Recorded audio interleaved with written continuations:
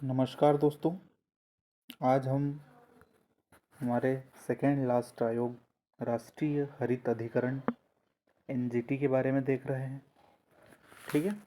राष्ट्रीय हरित अधिकरण का गठन करने वाला यह दुनिया का तीसरा देश है भारत। ऑस्ट्रेलिया और न्यूजीलैंड में सबसे पहले राष्ट्रीय हरित अधिकरणों का गठन हुआ है। हरित अधिकरण का गठन 18 अक्टूबर 2010 को हुआ। ये एनजीटी अधिनियम की धारा 3 के तहत हुआ है।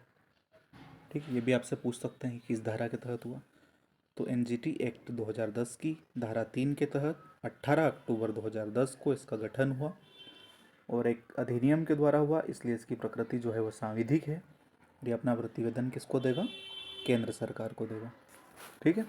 संरचना की अगर हम बात करें तो एक अध्यक्ष होते हैं जो सुप्रीम कोर्ट के मुख्य न्यायाधीश रहे हो या सुप्रीम कोर्ट के कोई अन्य जज रहे हो, है ना, या उच्च न्यायालय के मुख्य न्यायाधीश रहे हो। मुख्य न्यायाधीश ही होगा। आपको अनिवार्य रूप से याद रखना है कि उच्च न्यायालय के केस में मुख्य न्यायाधीश ही इसका अध्यक्ष बन सकता है, अन्य न्यायाधीश नहीं बन सकते।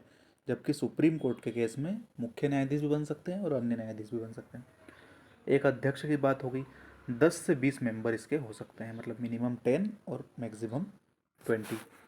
इसका मुख्यालय नई दिल्ली में है। इसके 4 क्षेत्रीय कार्यालय भी है, जो भोपाल, पुणे, कोलकाता और चेन्नई। ठीक है, बीपीसीसी। भोपाल, पुणे, कोलकाता और चेन्नई। अब यहाँ याद रखना है, बी से बॉम्बे नहीं है, बी से भोपाल है। ठीक है। और मुख्यालय, जो मेन मुख्यालय है, वो आपका नई दिल्ली में है। कार्यकाल इसका 5 वर्ष का होता है। इसके जो अध्यक्ष और सदस्य होते हैं उनका 5 वर्ष का कार्यकाल होता है। राष्ट्रपति सर्वोच्च न्यायालय के मुख्य न्यायाधीश की सिफारिश पर या उनसे सलाह करके इसके नियुक्ति करता है। इसको सर्वोच्च न्यायालय की जांच के बाद राष्ट्रपति के द्वारा हटाया जा सकता है। इसके कार्यों की अगर हम बात करें तो पर्यावरण से संबंधित जो भी मामले हैं, जैसे कहीं सड़क निर्माण हो रहा है और वहाँ पर पेड़ों को काटना है, तो वो मामला जो है एनजीटी उसको देखता है। ठीक है। पर्यावरण से संबंधित जो भी मामला है उसको एनजीटी देखता है। चाहे वायु प्रदूषण की बात हो, जैव विविधता के क्षरण की बात हो, है ना, चाहे कोई निर्माण कार्यों की बात हो, वन उन्मूलन की बात हो, तो ये सब कार्यों को, पर्यावरण संबंधी कार्यों को एनजीटी देखता है और 90 दिन के भीतर ये अपना फैसला दे देता है। ठीक है। मतलब 3 महीने के अंदर ये अपना निर्णय सुना देता है।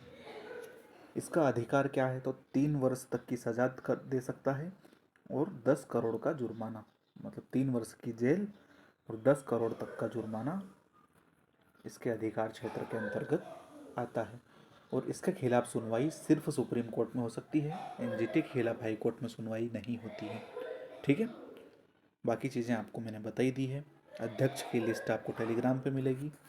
और भी प्रश्नों को लेकर के हम आगे चर्चा करते रहेंगे। ठीक है। Thank you.